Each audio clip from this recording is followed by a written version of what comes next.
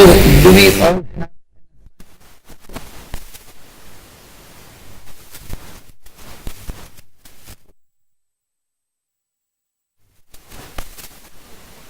have assignment? It will not happen through our own effort.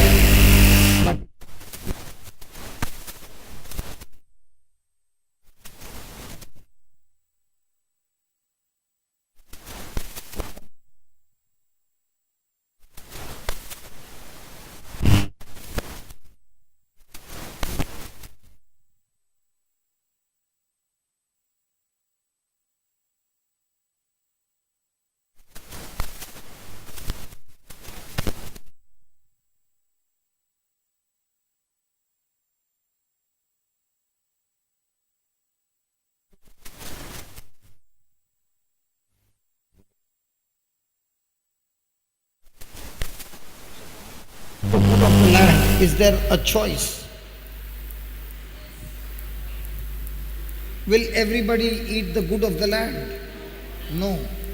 But if only I am willing to obey.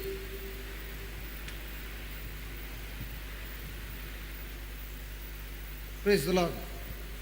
If I am willing to obey. What happens if a person is not willing to obey?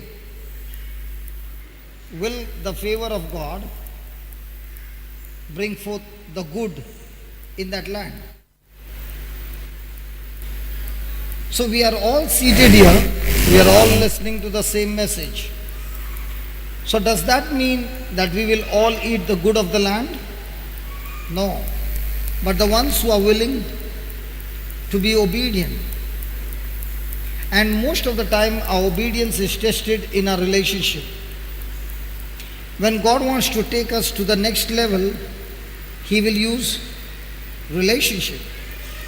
When devil wants to destroy you, he will use relationship. So in every relationship that we go through, I must ask a question to myself. In this relationship that I have with this person, am I hurting? Am I envious? Am I jealous? Am I filled with greed? Am I getting offended, bitter? Or in this relationship, no matter what happens, I am willing to obey God, and in that obedience to God, I am ready to carry out what God has said, love your enemies. Praise the Lord. Hallelujah. So, is favor a luck game or it has to be activated?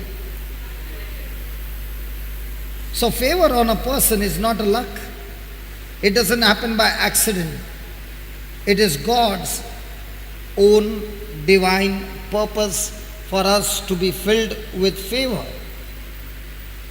So that even in the land, now when Isaac sowed in the land, when there was famine, but the favor of God was so much strong on Isaac that he reaped a rich harvest when it was in famine.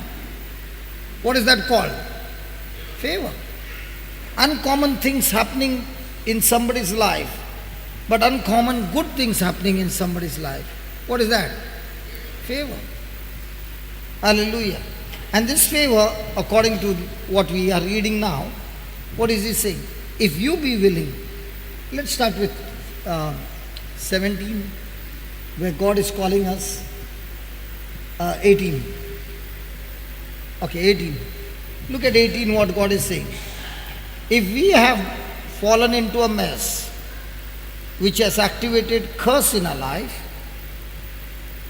instead of favor, the curse is active in our life. God is saying, I want to destroy that curse in your life, but I want you to do something. He's saying, come now. Come.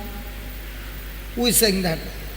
God is saying to the one who has made mistakes in his life, who has lived a life of disobedience. He is saying, come now and let us, you and me, sit together and talk about it. let's come out with a solution for it. Because if you don't come, then you are already on a journey of destruction. So come now, let us reason together, let us talk together, says the Lord. Though your sins be as scarlet, and they be as white as snow, though they be red like crimson, they shall be as wool. When will it happen? When you are willing, not by force. I'm not going to force anybody, but I'm giving you a choice. You can be willingly saying, I don't want to live that life anymore. I want to live a new life that you want to give me. And it's not going to be a force from my side. But if you are willing to obey, then I want to tell you the end result will be my favor will be on you. And it is because of my favor you will eat the good of the land. 20. But if you refuse and rebel, you shall be devoured with the sword, for the mouth of the Lord has spoken it. So has God given us a choice? If you want, you can activate my favor, and even though you are doing a labor, extreme labor, but your life is in disobedience, still that labor of yours will not produce the fruit because the root is wrong. Hallelujah. So write down, favor is not an accident. Favor is not an accident.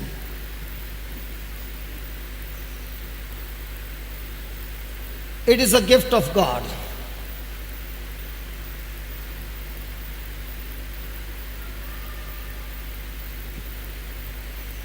It is God's deliberate design. It is God's deliberate design to reward us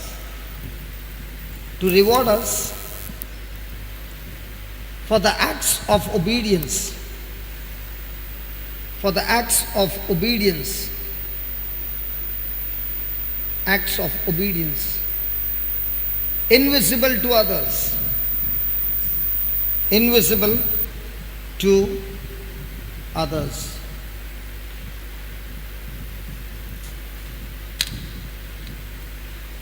Now, most of the time, what are we asking God?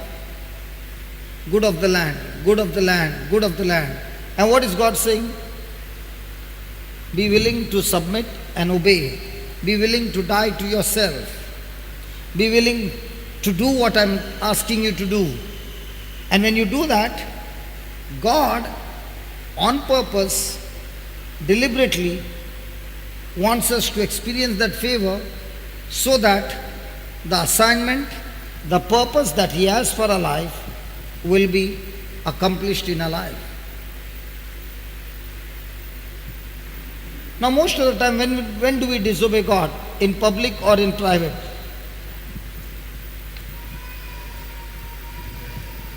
From outside, can I show I'm smiling and I'm not offended? But from my private life, where nobody knows, can I be offended? Can I look at you with envy? Can I look at you with jealousy? Now, even though those things are running in my heart and mind, is it visible on the outside? No. But when that person begins to change from the inside, God is saying, my favor will come and you will eat the good of the land. Now, let's say 2 people are coming every Sunday for the service. Both of them are in problem. Both of them are listening to the same talk sitting next to each other. Both of them are writing notes. One is getting tremendously blessed, and the other one looking at that person is saying, I am also coming for the same retreat. I am also listening to the same word. I am also writing the same thing, but I did not get blessed. She always gets blessed. What is God saying? What's the reason? On the outside, it looks like we both are the same. But on the inside, one is willing to change. The second one has put a mask on the outside, but on the inside, the person continues to be following the same old habits, no change. Possible? And when there's a change from inside, God will deliberately put His favor on you. That in no time, the manifestation takes place and people can see the hand of God, but what they cannot see is that this person's heart condition is to obey God. So is God partial? Hello, is God partial? So God's goodness depends on whom? God or my heart condition? Hallelujah. Thank you, Jesus. Write on second thing. Did you write favor is a gift from God? Okay, second point. Favor is when God causes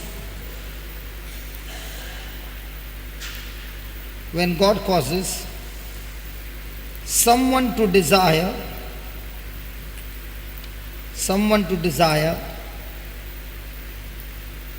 to become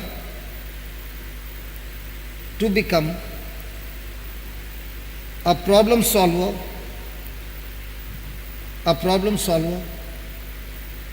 in a life.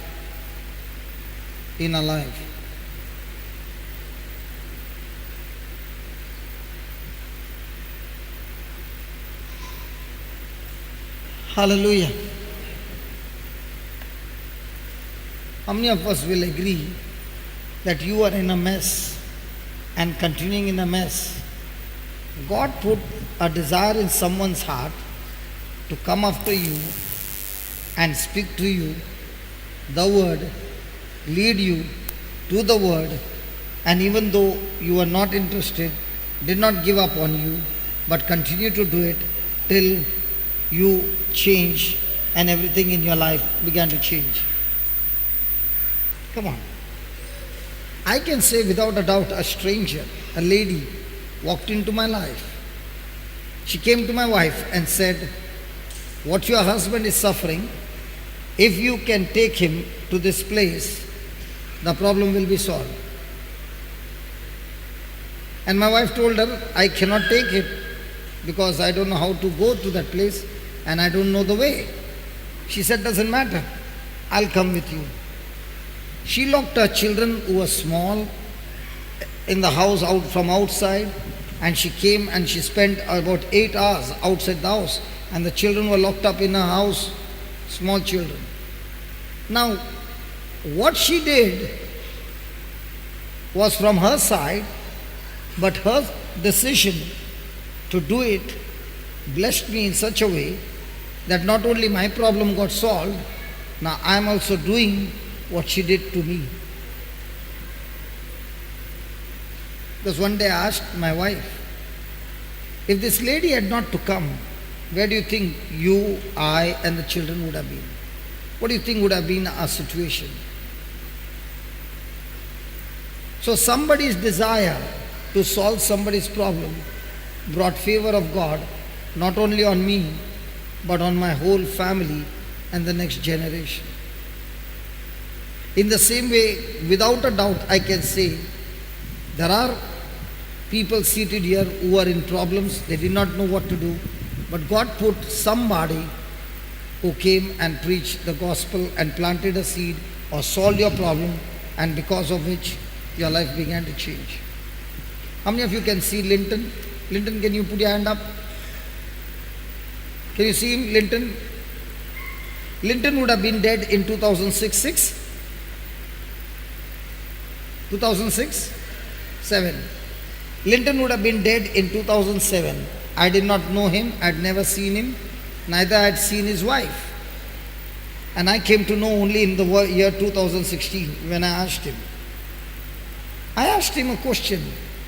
Why are you so passionate in love with God that you also want to do things free, and there are so many times you spend money and you don't even take the money back from the ministry? And he began to say, brother, you don't know my story. And I said, I would love to hear your story. And he said, in 2006, somebody had made a vow to kill him because of his property matter. Praise God. And had a case on him. So there was a non-bailable. Okay. So he had to run for his life. And his wife would call me every now and then, depressed, and I would speak to her the word of God. And I began to ask her to do things from the Bible, and she began to do. The man who began to threaten him was arrested for some other case, and he went into the prison for how many years? 6 months he went into the prison, but all his pride, ego and everything was gone.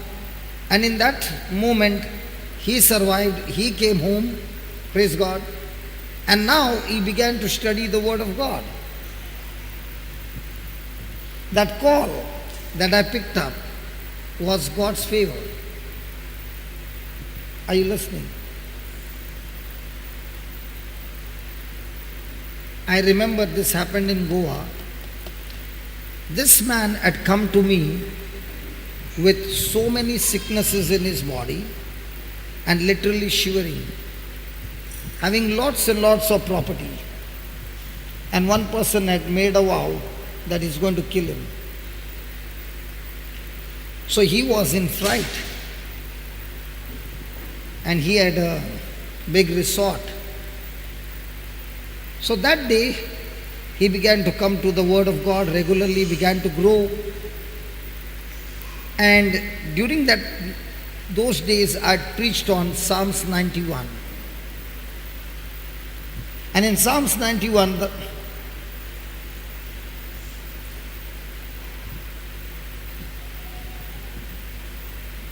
next time you all see her walking, just tell her, can you increase the speed? What happens when a person is driving the car in the middle of the road at 20 speed? From 10 it has come to 20. It has to go up to 40. So the next time you all see her walking, tell her not 20, make it 40. Soldier, 40. Now don't start again, I have to preach. Don't you start again. Don't start again.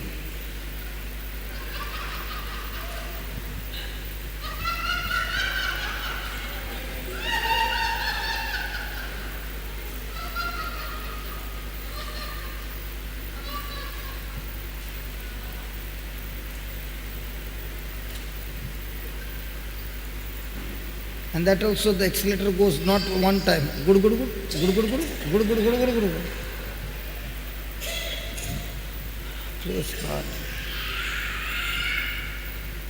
So what was I saying? See? You are sick. And I was teaching on Psalms 91. I was teaching in one church, and the Bible says that when I, with my tongue, confess that Jesus, you are my refuge, you are my fortress, you are my God, in you I trust, these 4 things, God promises me that He takes me into His secret place and teaches me His secrets, just like the husband and wife, they share their secrets in the bedroom, not in the living room. So there is a relationship with people in the living room, but not everybody can visit the bedroom. In the same way, for me to experience the most intimacy with God, according to Psalms 91, Psalms 91, 1 and 2, the Bible says, He will take me into a secret place. And I will be so close to Him, much closer than the very breath that I'm breathing, and I will be abiding under His shadow. Just see that. He that dwells in the he. Okay, whatever. He. Let's start over here. He who dwells in the secret place of the Most High, he shall abide under the. So under the shadow means so close. He. Look at the next line. That he is saying, I will say to the Lord, what will I say? You are my refuge, you are my fortress, you are my God, and in you I trust. 4 things. Now God says, when you say it and believe it, when you say it and believe it. Now if he is your fortress, you are where? Hello, he is your fortress, so where are you? Hello, where are you? You are inside the fortress. So if I go on to the balcony and I'm inside and I stand on the balcony, from the window, can I see things outside? But for anything to come inside, it has to break through the glass and then come inside. Are you following? So God is my fortress and I am inside him, and from there I can see things outside. Clear? Surely he shall deliver me from the snares of the fowler. In other words, he's saying 100% guarantee, no matter what trap the devil has put, I will be protected. Okay? And from noisome pestilence. Then 4, he will cover me. Hello, he will cover me. Look into your neighbor's eyes and ask your neighbor, are the feathers disturbing you?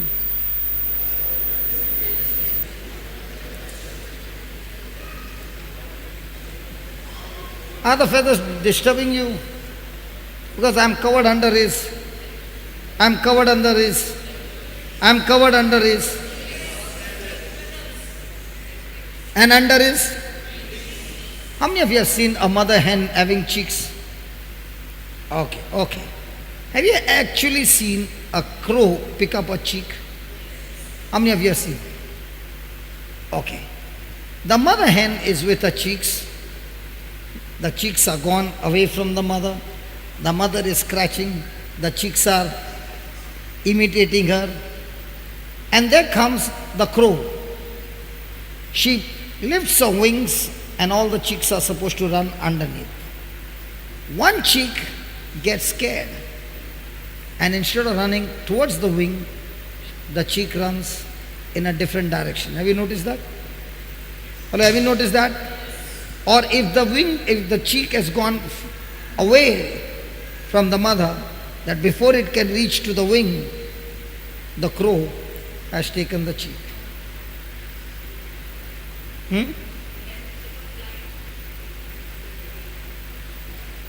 The crow is so fast, she has got already wings under her cheeks.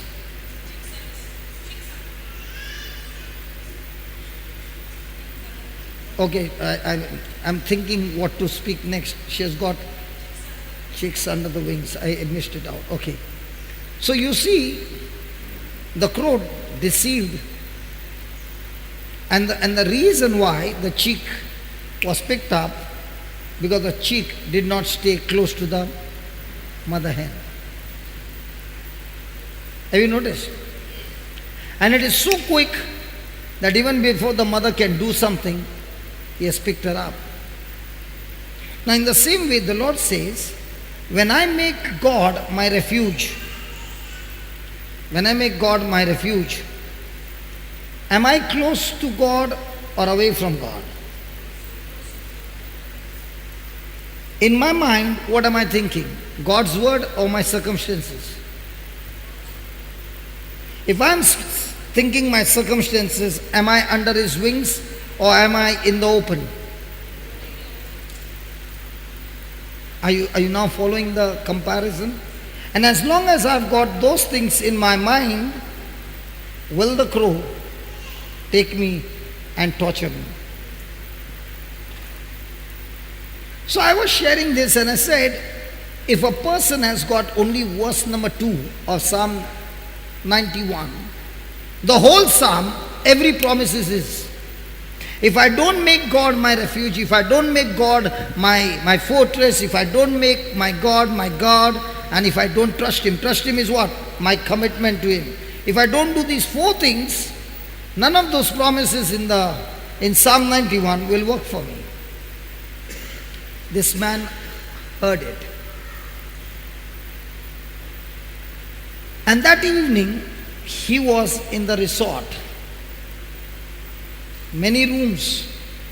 And all of a sudden he got the news that these people have come, with a lot of people have come searching for him to finish him. He went and hid in one of the rooms. And he remembered this Psalm 91. And all that he kept saying was, God, you are my refuge, you are my fortress, you are my God, in you I trust. And he kept on and on and on and on and on. And his room door opened. 3 men walked in. They searched everywhere and they left, and they could not see him sitting on the bed.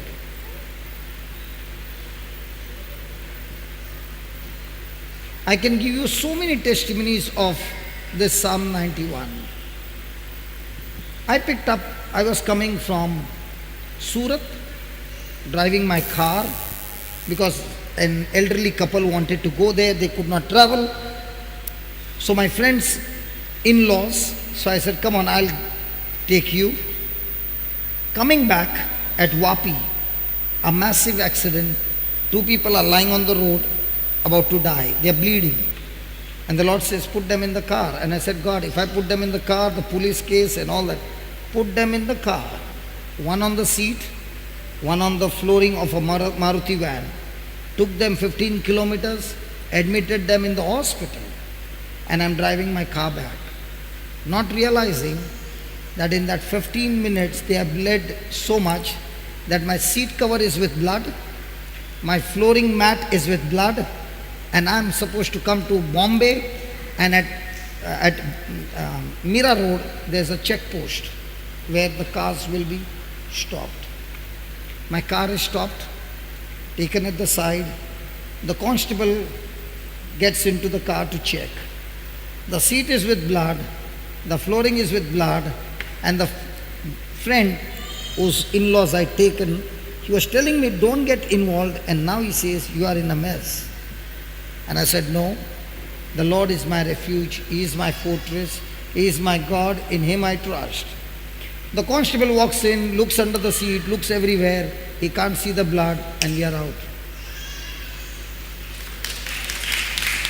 I'll give you some more. These are the things that have happened in my life. All those from Bombay, you know that there are a lot of flyovers. And these flyovers were built all over Bombay. None of the people inside Bombay pay for those flyovers. Only those who are at the border. When you cross Bombay, you pay the toll. But those who are inside Bombay, they don't pay the toll. So they enjoy the flyovers. We are at the border, we pay the... Are you understanding? When you go out of Bombay, you pay the toll. So there was a big argument going on. And that day was a day when the Czech Naka was closed. There were a lot of people standing with a morcha. And at that time it was a Holy Week, and the printer was given, we had given him to print, why is it called a Good Friday? When Jesus died, it should have been a sad Friday or sorrowful Friday. But it is said Good Friday. So the whole article was printed, and we were having live station of the cross on that Friday. So it was given for printing, so that when we are on the streets, we can give those tracts to people who do not know Jesus. It was on a Tuesday. Friday is coming. And I told the printer, are the prints ready? He said, yes. So I said, I'm coming. He said, don't come. There is violence over here. And he said, please see that you don't come. And when he said there is violence, I stopped my car about a kilometer before, and I started walking. That day you can play cricket on the road. No vehicles. Absolutely khalas. And everybody is there. And I'm walking on the street to go to the printer. I can find myself alone. There are cops with guns. There are cops with all that. Praise God. And as I began to go, I was saying, God, you are my refuge, you are my fortress, you are my God, in you I trust. And I want you to see that verse number 1. Verse number 1. Give me verse number 1. Nathan, verse number 1. He that dwells in the secret place of the Most High shall abide under the shadow of the word Almighty in Hebrew is El Shaddai. El Shaddai. And the meaning of the word El Shaddai means he is a father and mother together. He has got love and compassion and forgiveness and mercy of a mother, and at the same time he has the strength and the power of the father. Okay? And I'm walking and I'm saying El Shaddai is with me because I'm under his shadow. As I come very close, somebody throws stones on the police. The lathi charge starts, but I saw with my eyes. The leaders were picked up first. Without harming them, they were put in the vehicle. Once they were gone, then began the lathi charge. And I was so excited at that time because my intention was that all those who had lathi charge, they would catch them and put in another van to be arrested. And I said, what a golden opportunity now for me to go into the prison that I can preach the gospel. So I'm walking slowly, somebody come and arrest me. But at the same time saying, El Shaddai is with me. Cops are passing all around, nobody touches me. I go to the gate, tap the gate, 3 people come running on this side, 3 on this side. They are being beaten up, nobody can see me. Pick up the bag of books and I'm walking back. Nobody see me. And I said, God, I don't understand. The cops did not see me, the people did not see me, what's happening? And he said, when you said El Shaddai is with me, you are under my shadow. If you are under my shadow and I've covered you with my wings, how will anybody see you? Let me give another testimony. El Shaddai is with me. I was in Bombay and traveling to Bangalore. This time, I and my 2 daughters, mom was in Bangalore. And on that day, the actor Rajkumar died in Bangalore. He's like Amitabh Bachchan of the South, okay, in Bangalore. And the bus had not yet reached Bangalore. The news came that everything is burning in Bangalore. So the buses were told not to come into the city. So God only knows where the bus stopped.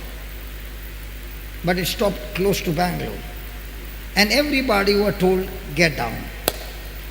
No rickshaw, no transport, 2 daughters small and luggage with me. I called up my wife and I said, can you arrange somebody to come? No private vehicles, no public transport. And she said, just outside our building, the video shows a car has been turned upside down and it's on fire. So she said, take them to any hotel and stay for the day. To go to the hotel, praise God, I know the language very well.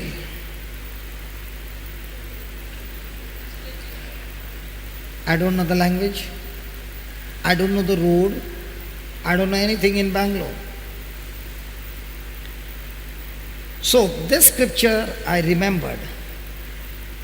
And I began to speak this scripture in the bus before getting down. And I said, God, I don't know how, but you are going to do it. I don't know how. After getting down, I'm trying to stop some vehicles which are passing by, nothing is stopping. And another voice coming in my mind. If you have faith, why do you want to stop? I have faith. I should act on my faith. The fight is going on. And just then one rickshaw comes. Imagine 8 to 10 buses have already stopped there. So that one rickshaw fellow, how many people must have pounced on him? Can you imagine? And that fellow is saying, I have not come to take any passenger. You don't know what's happening? I just came to stop the rickshaw. And he's standing there. Slowly, everybody passed by. And that man straight away comes to me and says, I've come to take you.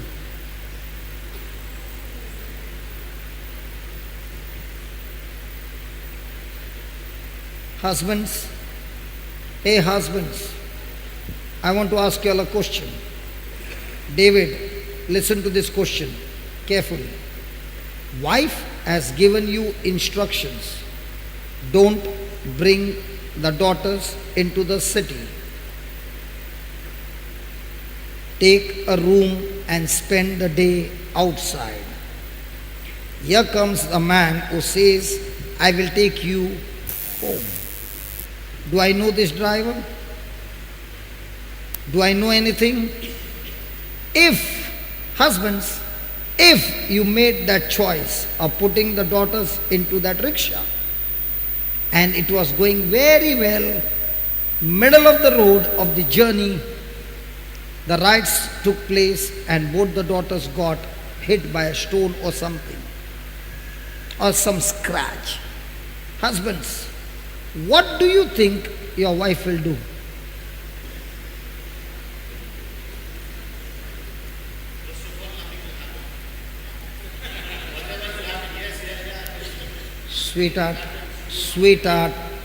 Sweetheart, the wife has given you instructions and you overruled the instruction. And supposing, I am saying supposing,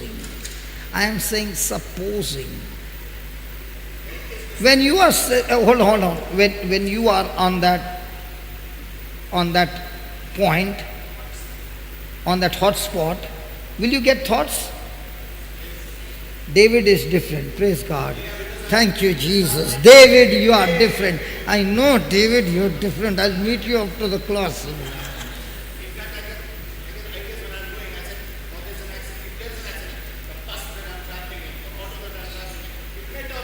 Arey, that is you, Ray, but you got two babies with you. Okay. Praise God. Okay, mine was not your case, brother. The thoughts kept running in my mind. I called up the Bombay team, Goa team, Mangalore team, and I said, I don't want you to pray anything.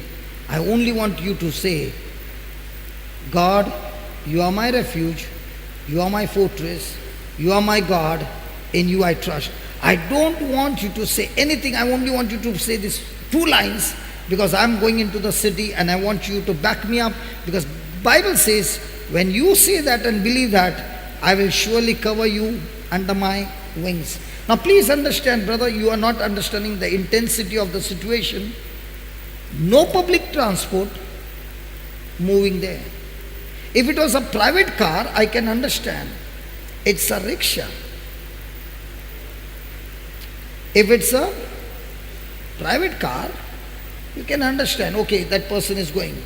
But public transport was already being burnt, and this is a rickshaw. The condition of the driver was, I will take you from the route that I want, but I will reach you to your final destination, but you will have to pay me $500. I said, I'll give you $600. But you see to it that you go safely. Done. As we went by, we were only saying these two lines, just two lines. We could see other vehicles being stopped, but our rickshaw was going like it was invisible through the crowd, right to the house. No stopping, no stone, nobody stopping. That's my God.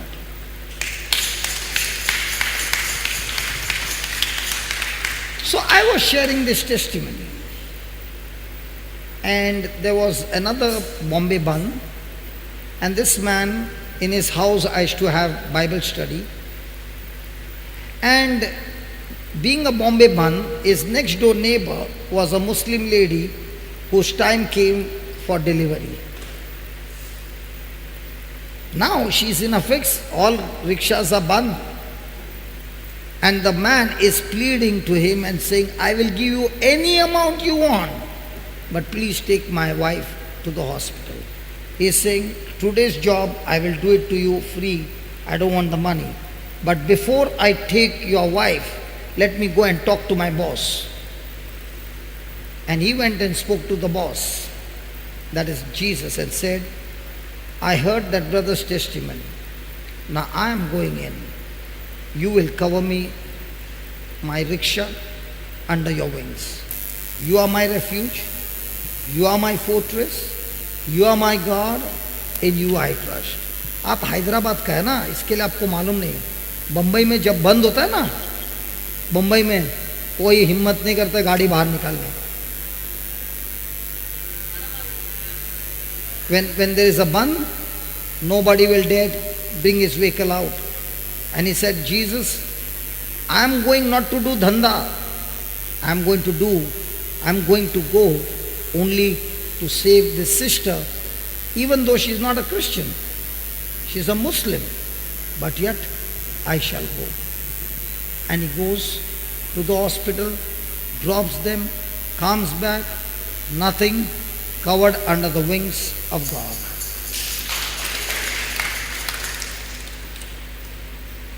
Are you understanding what I'm saying? Hallelujah. Hallelujah. Hallelujah. Thank you, Jesus. So, favor is, write down, favor is when God causes, favor is when God causes someone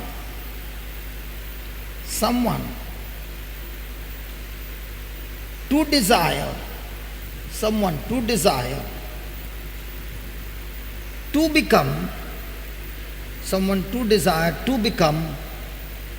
a problem solver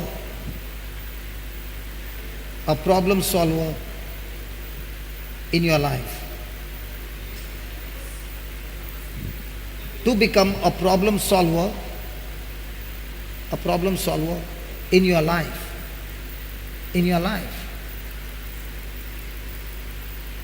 So if you got a problem, God already knows a person who can fix the problem. And He's not fixing the problem because He has got some personal benefits. He is fixing the problem because God is the one who brings that person and gives him a desire to solve your problem. Anybody has experienced that? Come on, God's sending people in your life to solve your problem. I'll give you another one. I'll tell you, the things that I experience is amazing. The same family, I was taking them to Surat. We were just at the border of Surat, night time, and there was a huge hole in the middle of the road, and the Maruti van went inside, and when it came out, the shock absorber broke with the impact, and the wheels got jammed, and the vehicle can't move. Somehow, pushing the vehicle, we took it at the side. Nothing happened to us. Told the parents, the in-laws, you all can carry on into the city, and we were there. At night, we went to have dinner. The car is on the highway. While coming back, in Surat, you got bullets, and behind the bullet is a big, like a tempo. Like here you got Trishaw, which takes the load. In Surat, the bullet takes the load. Are you following? Bullet and a big carriage behind. to put the gunny bags and all. It's a diesel bullet. So we stopped that fellow and he said, can you just drop us? So in that bullet only the driver sits, all others sit, they stand in that big carriage. So as he's driving, he's asking us what happened. We tell him the story. Instead, he said, I am not going to the place where you want, but I'm going to 3/4 of the place where you are going. Okay, so I'll drop you. So he is going, and then he's saying, where's your vehicle? Where's your vehicle? We say, this is what has happened. And he goes and stops, not near the vehicle, goes to the house, wakes up the mechanic, takes a jack, puts the mechanic in the car, takes his bike to the mechanic, to the car, ties the Maruti van in front by lifting the jack, so 2 wheels are in the air, and the bullet is pulling the Maruti van for 20 kilometers. Drops it outside a shop that has got spares of Maruti van, and all this at midnight. And when we are about to pay, he says, you don't have to pay anything, God bless you. Not a Christian, not a Christian. Next day, we go to the shop opens, we do all the repairs and everything, and now comes the bill. So when we are about to pay the bill, he says, yesterday the man who dropped you here has already paid your bill. Stranger. Stranger. The things that I've experienced with Jesus on my side are amazingly strange. You could not even clap. You know why? Hold on. You know why? Because these things don't happen. That's what I'm saying. God will put people in your life who will have a desire to come and solve your problem because of God's favor on your life.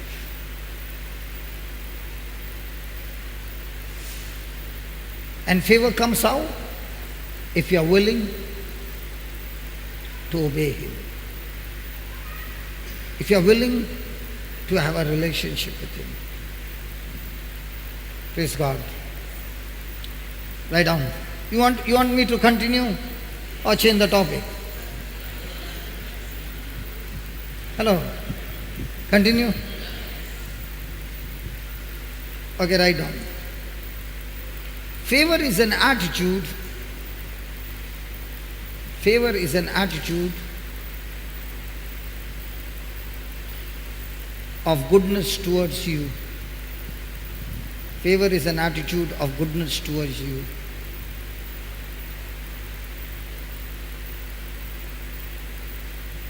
Not an exchange. Not an exchange or payment. Not an exchange or payment for something you have done. For something you have done.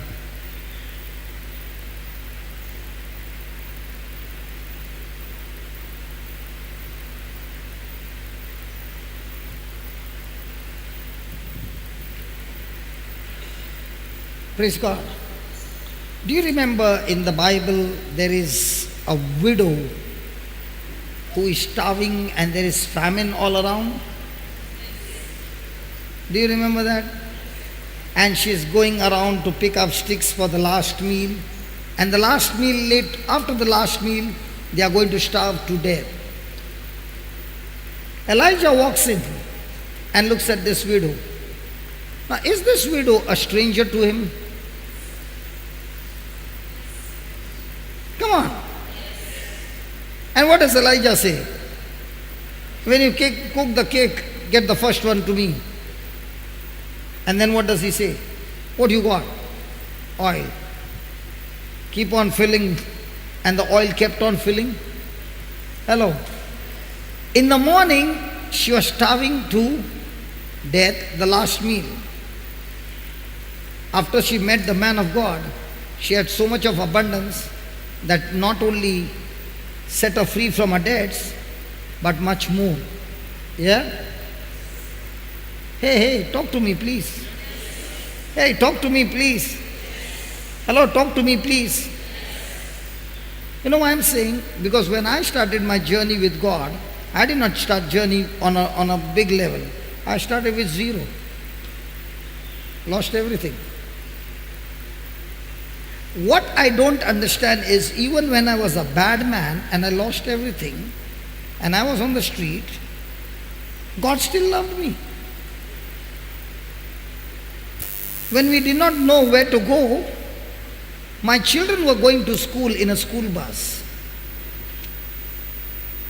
And the driver of the school bus spoke to my wife and said, I know a woman whose husband is working in Kuwait, and he has told his wife that I'm sending you the visa, come to Kuwait with the children, and she's going to lock the house. So why don't you go and talk to her? How many of you would like to go and ask a place on rent without money in your pocket? Hello? And that too in Bombay, a totally furnished house, and she has no intention to give it on rent. And my wife and I go and speaks to her. And she says, I don't know why.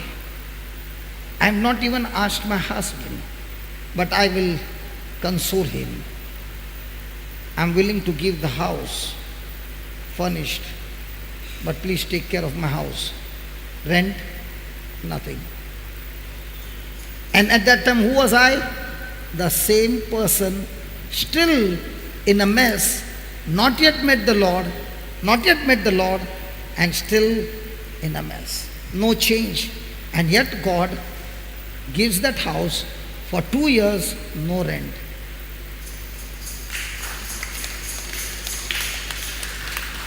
When I see the goodness of God, of what He had done in my life, I don't understand His love. But I can see His favor on me.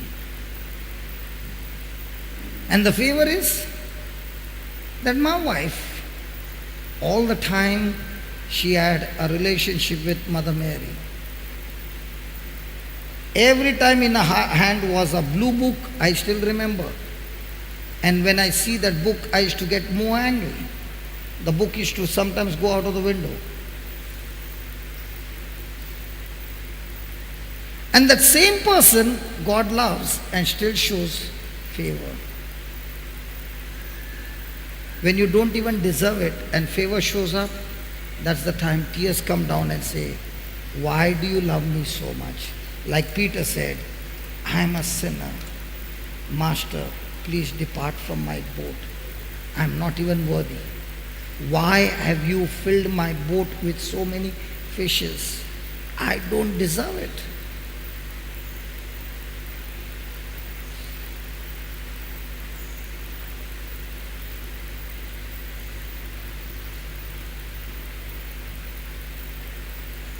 Even when I wanted to kill my wife with a knife, look at the favor of God. He makes me look at my wife, and I take the knife and I stab her 200 times till the time the knife breaks. And the next day I realize that it was not my wife, it was a wall. And the wall looked like my wife. And in that fit of anger, I was stabbing the wall thinking it was she. Isn't that God's favor? Others, I would have been a murderer. Mind was not under control. He qualified me.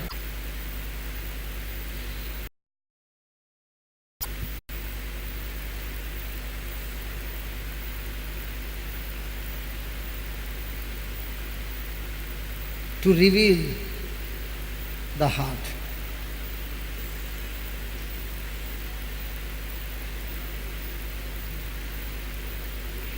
Favor is an attitude designed to reveal the heart.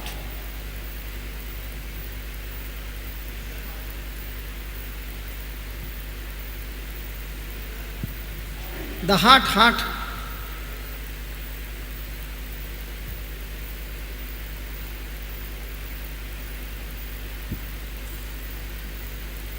The attitude of God's heart. Now, we all know the story of the prodigal son, right? Now, when I read that story, that's my story. I also walked out of my father's house. You know what I said to my father? What you earn in 1 month, I earn in 1 day. I'm going out. And I walked out of my father's house. And from that day began my downfall. And I lost everything. Now, when a person had been boasting with pride and ego and everything is gone, is it easy for him to come back? Imagine for that boy now stinking like a pig, and he has to walk that journey through the village to reach to his father. What do you think would be the thoughts running in his mind? Are the villagers going to see? Are the dogs going to bark in that village? Have you ever seen a person who is shabbily dressed, the dogs go and lick him? So when the dogs bark, will people come out of the house to see who is there? Come on, so many things.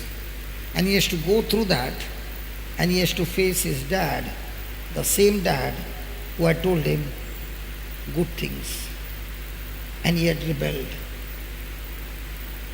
What do you think must be running in his mind?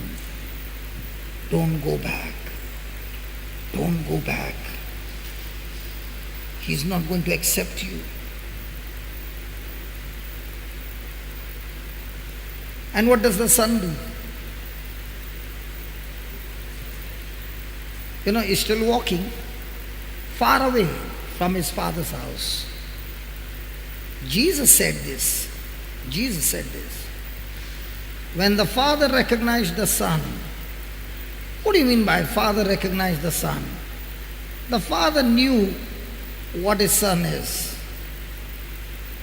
He knew that when he has gone away from the fountain of life and got attached to the fountain of poison, he's going to ruin himself. And when he's going to come back, I'm just waiting for his comeback. And his father would be waiting for him every day. And when he saw him, he is filled with so much of joy that my son has come back. In whatever condition, whatever he is, he has come back, and he begins to run. Can you imagine an old man running on the street? Children run, it's okay.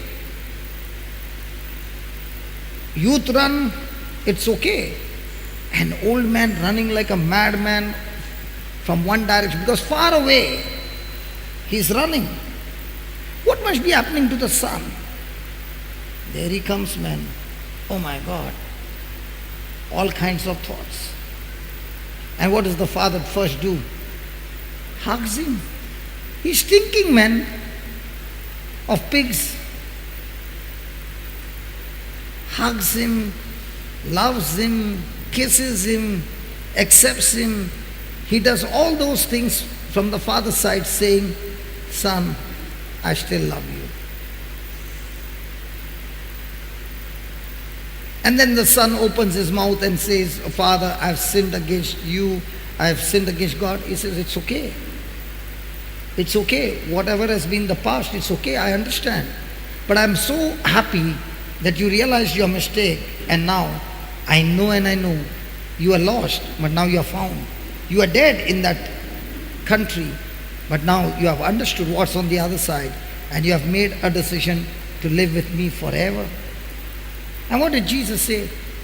The father called the servants, come quickly. Get the best robe, get the ring, get the sandals, get this, and that fatted calf. Let's cook it and let's feast it. Let's celebrate. What is that? What is that? What's that? Isn't that God's favor? Revealing his heart. Let's say we are all the village people. And my father has called you all for this feast. And I'm the son. Now I'm all dressed up. One person will ask the other person, hey, I heard his son has come back. Yeah. He has become a pilot? No, I think so. Engineer, I think. Oh, I think so. Chartered accountant. Oh, I think he did a big businessman. And one fellow says, no, he was sitting with the pigs and eating the food of the pigs. So what is he celebrating? Will a father declare a feast for the son who lived like a beggar?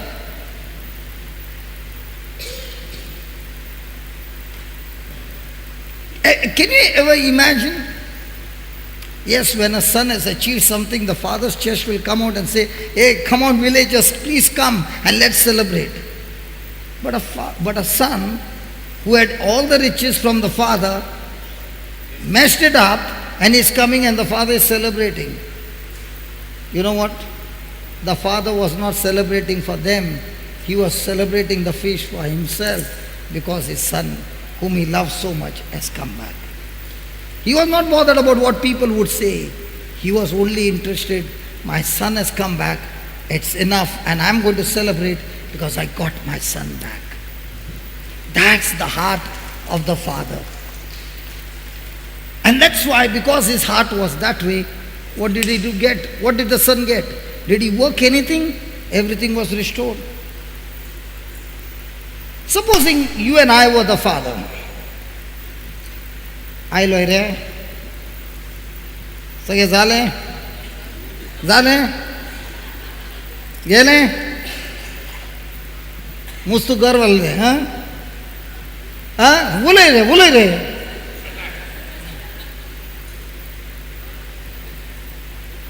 finished, everything over. Talk that day you were talking, no talk re. What happened? Talk, look here, talk re.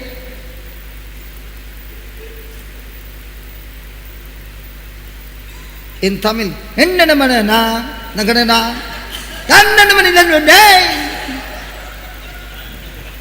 Hyderabad Telugu, Nina Bonamangana, Inana, Dandaname, Davida, Dandama, Singhala. The Singhala language is like this. Na. Even their scolding will be like this.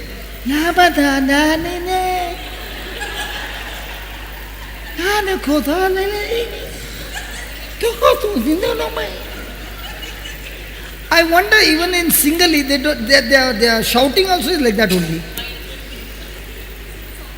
Like a song, they always sing. Have you ever heard them sing? Even the shouting will be na.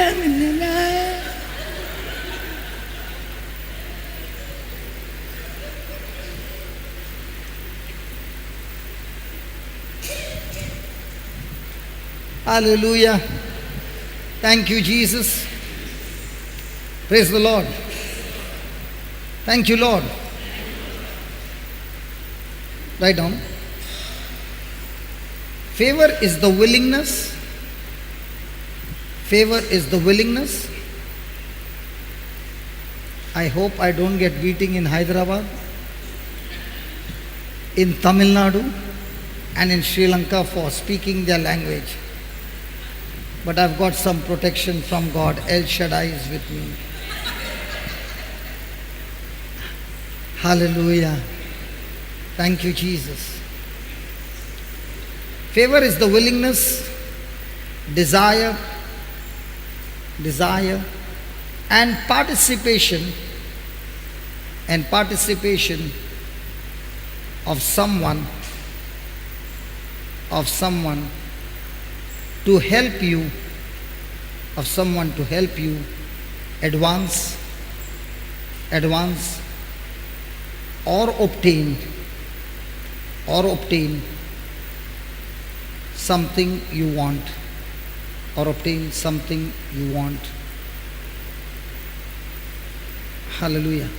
Favor is willingness, desire, and participation of someone to help you advance or obtain something you want. Hallelujah. When God had decided to destroy this world, did He speak to Noah? And what did He say?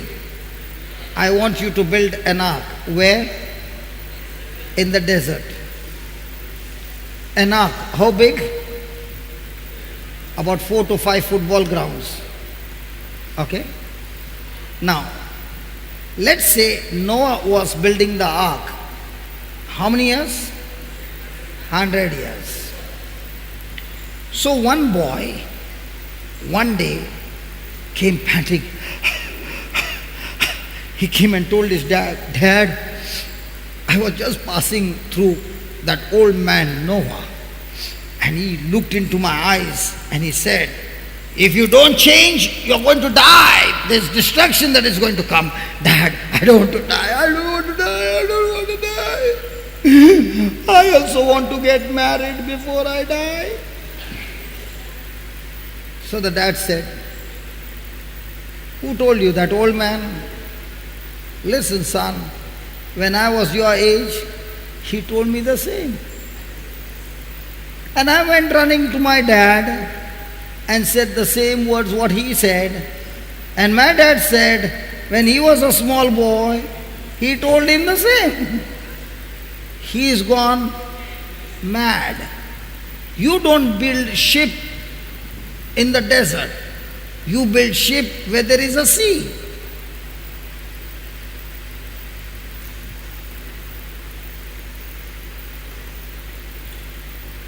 That old man has gone out of his mind and is standing there building the ark and telling the people, repent, repent, because destruction is going to come. Foolish fellow. Go. Don't you think that must have happened?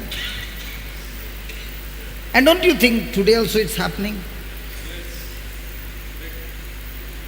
Jesus is saying, I'm coming soon. The last time I came as a Lamb of God to sacrifice myself. And centuries have gone and centuries have gone. And everybody is saying, He told He's coming soon. Where is He? During the time of Noah also, it was the same. And they were dancing and drinking and partying. And suddenly, there was that rain that brought in the floods and everything was wiped out. Today also the same thing is happening. And today also people are saying the same thing. If He was coming, where is He? Where is He? Where is He? The last time He came as a merciful Lamb of God to be sacrificed. But this time when He's coming, is He coming as a Lamb of God? Is coming to judge the living and the dead. There's only one way ticket. And somebody might say, I'm young now. It's time now to party. Like yesterday, Camillo was saying, I was stoned, man. Do you remember when you took a shot? I said, what did you feel? Stoned. What if right now, at this moment, there's an earthquake and we all are gone? Can you see after 10 minutes anybody? So are you sure you are prepared yourself for eternity? Or are you preparing your life for this earth? If you are preparing for this earth, keep fighting with your neighbor for property. If you are fighting for eternity, preparing for eternity, fight against every work of sin and Satan and prepare yourself to meet the King of Kings, the Lord of Lords, Jesus Christ. The choice is ours. What are you preparing for?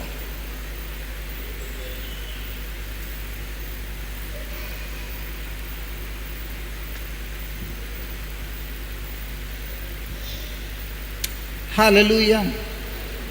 Thank you, Jesus. Then you just pause and ask a question. What am I preparing for? Everybody has ambition. What's your ambition? Earthly ambition or eternity? Everybody is attracted to the treasures. What's the treasure that you are attracted to? Earthly or for all eternity? Ask a question to yourself. What kind of ambitions do I have? Is it earthly or for all eternity?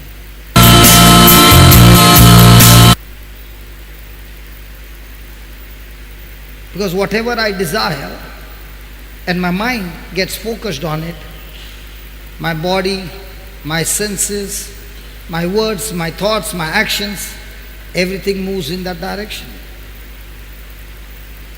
So God is asking us, what kind of a desire do I have? What kind of a willingness do I have?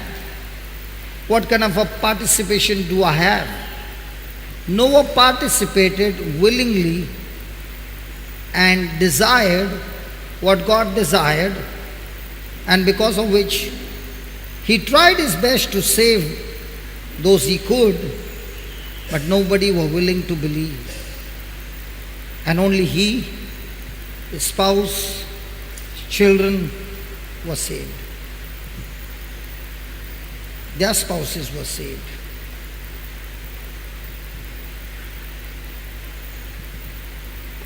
In the same way, Saul was an anointed man but started disobeying God, and the favor of God was gone. The battles that he was winning, now he began to lose. David came on the scene, and being anointed, God's favor being on David, he won battles for Saul. Saul got into jealousy and wanted to kill David. But Saul's own son, Jonathan, was the next in charge to take over the throne.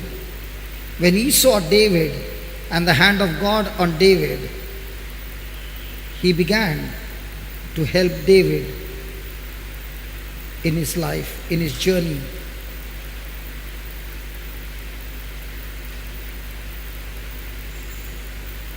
Jonathan was willing to lay down his rights because he saw the hand of God on David and began to realize that David was the one chosen by God. Jealousy did not take over, but friendship took birth. Jonathan showed favor to David.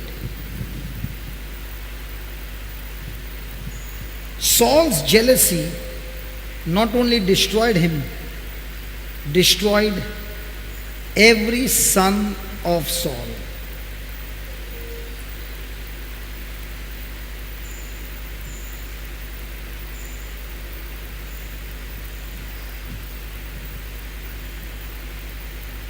But because Jonathan showed favor to David, when David came to know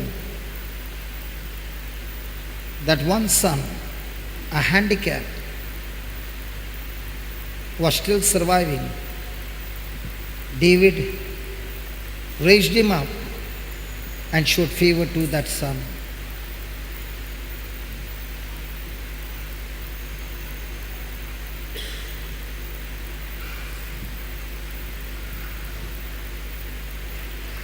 The angel Gabriel came and spoke to Mary. Hail Mary, full of grace. He said, God's favor is on you.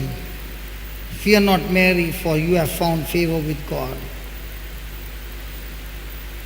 Favor is that God's current, always moving towards you,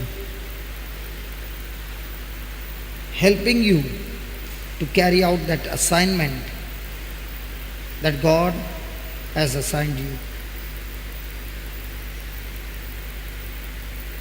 An anointing of favor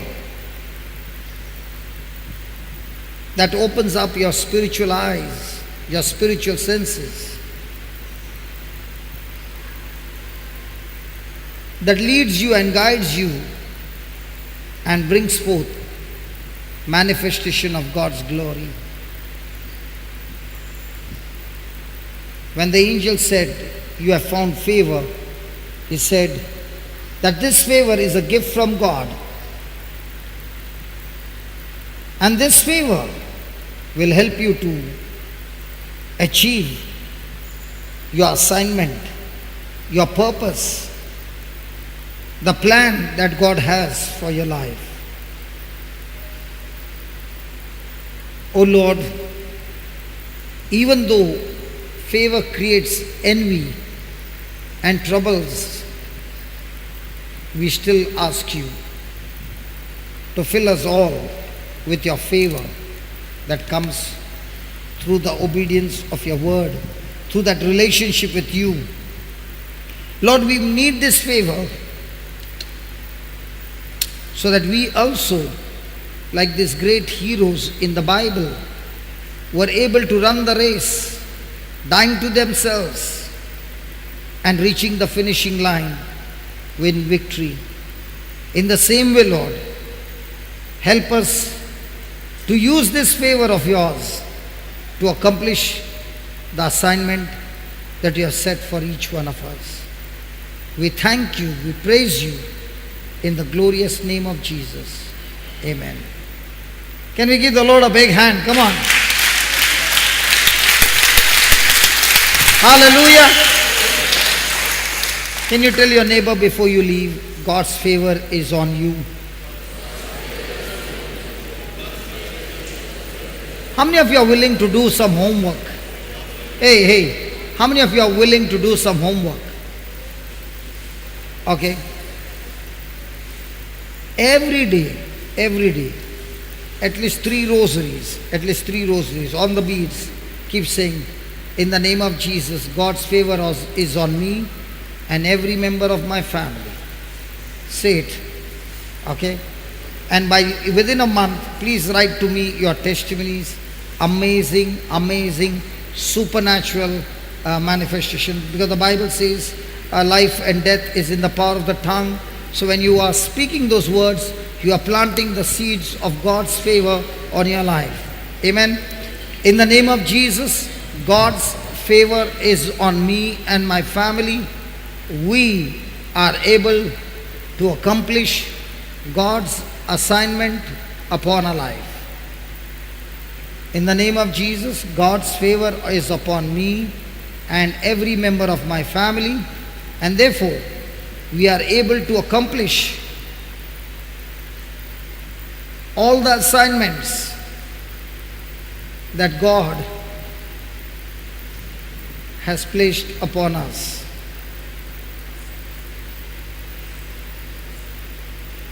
Praise God. And when you find people who are in especially financial crisis or some crisis, give them this scripture and say, keep saying, God's favor is on me. God's favor is on me. Because God's favor will always produce supernatural miracles, supernatural results. Hallelujah. Thank you, Jesus. Are you all happy? Hello, are you all happy? Come on, give the Lord a big hand then. Come on.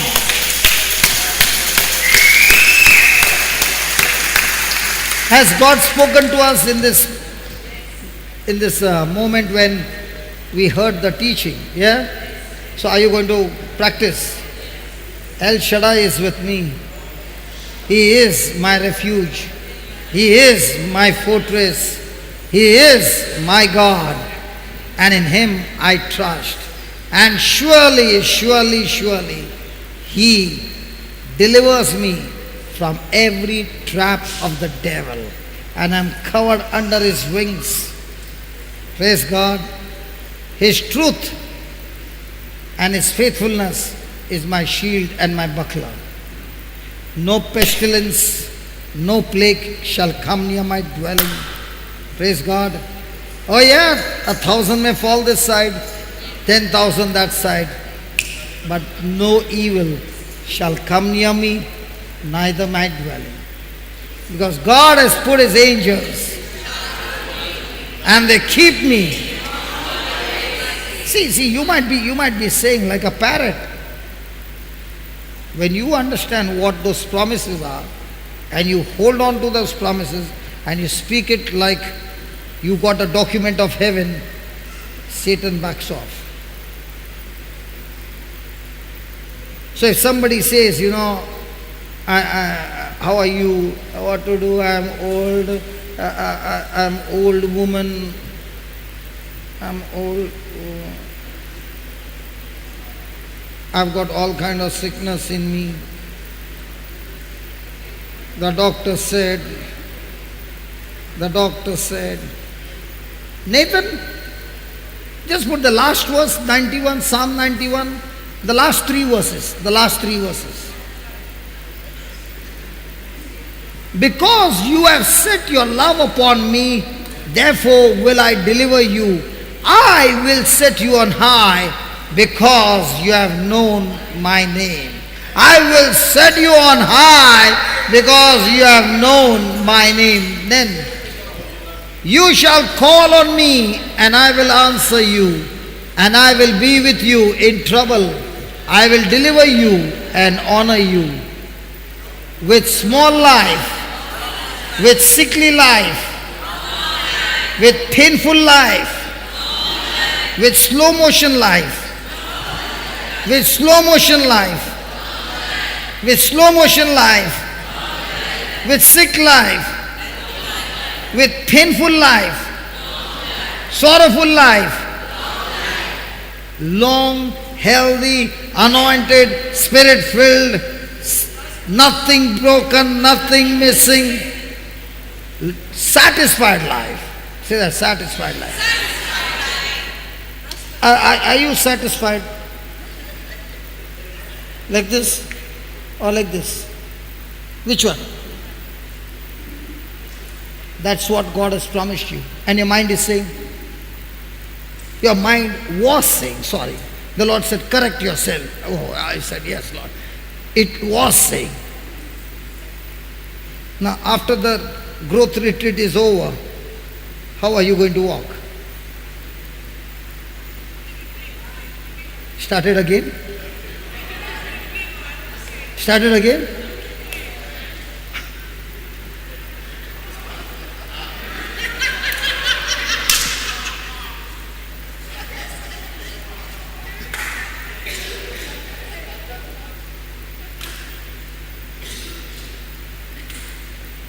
With long life will I satisfy him and show him my salvation, and show you my healing, and show him my deliverance, and show him my protection, and show him my prosperity, and show him my glory, and show him my victory. Praise God. Hallelujah. All those who are sleeping, say loudly, hallelujah.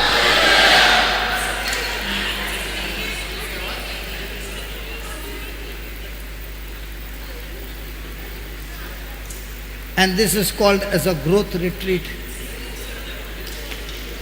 All those who are sleeping, say loudly, hallelujah.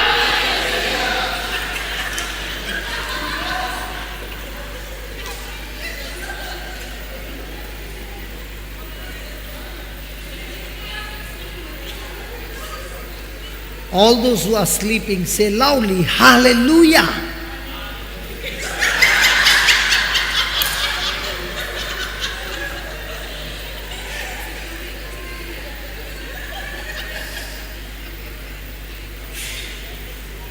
All those who are sleeping, say loudly, hallelujah, hallelujah.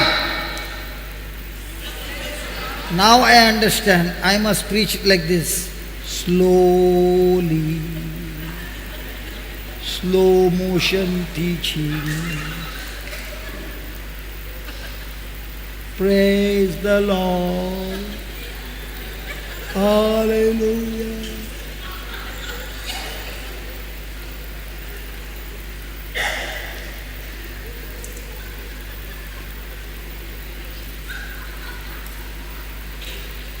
Now, are you supposed to look behind or in front?